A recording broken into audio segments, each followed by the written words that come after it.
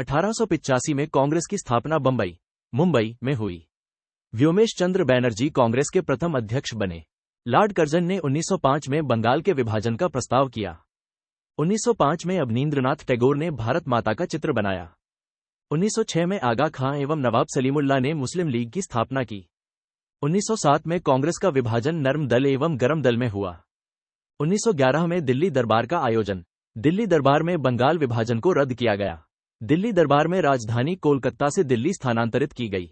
1914 में प्रथम विश्व युद्ध का आरंभ। 1915 में महात्मा गांधी की स्वदेश वापसी। 1917 में महात्मा गांधी ने नील कृषि के विरोध में चंपारण में आंदोलन किया। 1917 में महात्मा गांधी ने गुजरात के खेड़ा जिले के किसानों के लिए सत्याग्रह किया। 1918 में महात्मा गांधी ने गुजरात के अहमदाबाद में सूती कपड़ा मिल के कारीगरों के लिए सत्याग्रह किया। 1918 में प्रथम विश्व युद्ध की समाप्ति हुई।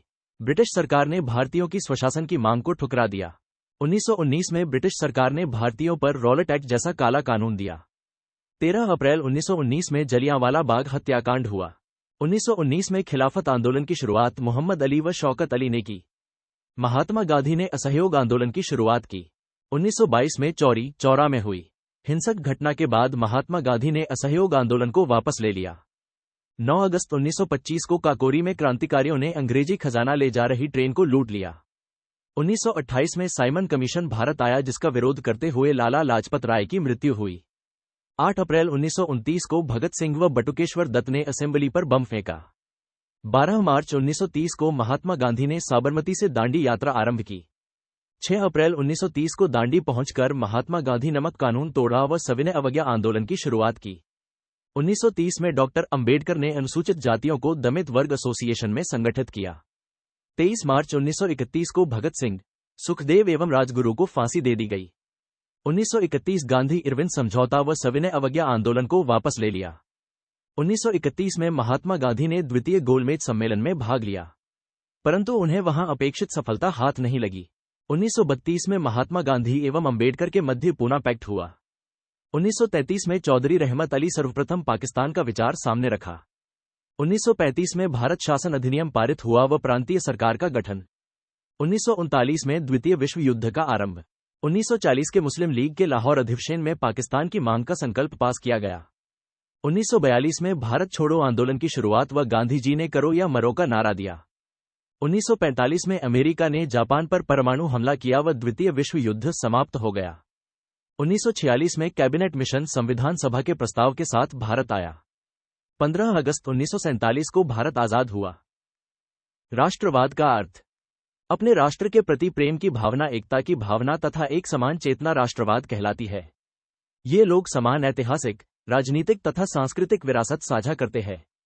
कई बार लोग विभिन्न भाषाई समूह के हो सकते हैं, जैसे भारत, लेकिन राष्ट्र के प्रति प्रेम उन्हें एक सूत्र में बांधे रखता है।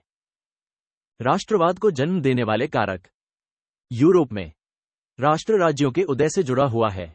भारत, वियतनाम जैसे उपनिवेशों में उपनिवेशवाद विरोधी आंदोलन से जुड़ा है। भारत में राष्ट्रवाद की भावना पनपने के कारक साहित्य, लोक कथाओं, गीतों व चित्रों के माध्यम से राष्ट्रवाद का प्रसार।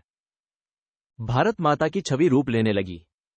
लोक कथाओं द्वारा राष्ट्रीय पहचान, चिन्हों और प्रतीकों के प्रति जागरूकता। उदाहरण झंडा। इतिहास की पुनर्व्याख्या। पहला विश्व युद्ध, खिलाफत और असहयोग। प्रथम विश्वयुद्ध का भारत पर प्रभाव तथा युद्ध पश्चात परिस्थितियां। युद्ध के कारण रक्षा संबंधी खर्चे में बढ़ोतरी हुई थी। इसे पूरा करने के लिए कर्जे लिए गए और टैक्स बढ़ाए गए। अतिरिक्त राजस्व जुटाने के लिए कस्टम ड्यूटी और इनकम टैक्स को बढ़ाना पड़ा। युद्ध के वर्षों में चीजों की कीमतें बढ़ गईं। 1913 से 1918 के बीच दाम दोगुने हो गए। दाम बढ़ने से आम आदमी को अत्यधिक परेशानी हुई। ग्रामीण इलाकों से लोगों को जबरन सेना में भर्ती किए जाने से भी लोगों में बहुत गुस्सा था। भारत के कई भागों में उपज खराब होने के कारण भोजन की कमी हो गई। फ्लू की महामारी ने समस्या को और गंभीर कर दिया। 1921 की जनगणना के अनुसार अकाल और महामारी के कारण 120 लाख से 130 लाख तक लोग मारे गए। सत्याग्रह का विचार। सत्याग्रह का अर्थ यह सत्य तथा अहिंसा पर आधारित एक नए तरह का जन आंदोलन करने का रास्ता था। महात्मा गांधी के सत्याग्रह का अर्थ सत्याग्रह ने सत्य पर बल दिया। गांधी जी का मानना था कि यदि कोई सही मकसद के लिए लड़ रहा हो तो उसे अपने ऊपर अत्याचार करने वाले से लड़ने के लिए ताकत की जरूरत नहीं होती है। अहिंसा के माध्यम से एक सत्याग्रही लड़ाई जीत सकता है। महात्मा गांधी द्वारा भारत में किए गए सत्याग्रह के आरंभ। महात्मा गांधी 1915 में दक्षिण अफ्रीका से भारत लौटे थे। गांधी जी की जन आंदोलन की उपन्यास पद्धति को सत्याग्रह के नाम से जाना जाता है। भारत में सबसे पहले चंपारण, बिहार, 1917 में दमनकारी बागान व्यवस्था के खिलाफ नील की खेती करने वाले किसानों को प्रेरित किया। 1917 में खेड़ा, गुजरात किसानों को कर में छूट दिलवाने के लिए उनके संघर्ष में समर्थन दिया। फसल खराब हो जाने व प्लेग महामारी के कारण किसान लगान चुकाने की हालत में नहीं थे। अहमदाबाद, गुजरात, 1918 में कपड़ा कारखाने में काम करने वाले मजदूरों के समर्थन में सत्याग्रह आंदोलन किया। Rowlatt act 1919। रॉलेट एक्ट का मुख्य प्रावधान: राजनीतिक कैदियों को बिना मुकदमा चलाए 2 साल तक जेल में बंद रखने का प्रावधान। रॉलेट एक्ट का उद्देश्य: भारत में राजनीतिक गतिविधियों का दमन करने के लिए। रॉलेट एक्ट अन्यायपूर्ण क्यों था? भारतीयों की नागरिक आजादी पर प्रहार किया। भारतीय सदस्यों की सहमति के बगैर पास किया गया। रॉलेट एक्ट के परिणाम: 6 अप्रैल को महात्मा गांधी के नेतृत्व में एक अखिल भारतीय हड़ताल का आयोजन। विभिन्न शहरों में रैली, जुलूस हुए। रेलवे वर्कशॉप्स में कामगारों का हड़ताल हुई। दुकानें बंद हो गई। स्थानीय नेताओं को हिरासत में ले लिया गया। बैंकों, डाकखानों और रेलवे स्टेशन पर हमले हुए। रॉलेट एक्ट 1919 विस्तार से। इंपीरियल लेजिस्लेटिव काउंसिल द्वारा 1919 में रॉलेट एक्ट को पारित किया गया था। भारतीय सदस्यों ने इसका समर्थन नहीं किया था, लेकिन फिर भी यह पारित हो गया था। इस एक्ट ने सरकार को राजनीतिक गतिविधियों को कुचलने के लिए असीम शक्ति प्रदान किए थे। इसके तहत बिना ट्रायल के ही राजनीतिक कैदियों को 2 साल तक बंदी बनाया जा सकता था। 6 अप्रैल 1919 को रॉलेट एक्ट के विरोध में गांधीजी ने राष्ट्रव्यापी आंदोलन की शुरुआत की। हड़ताल के आह्वान को भारी समर्थन प्राप्त हुआ।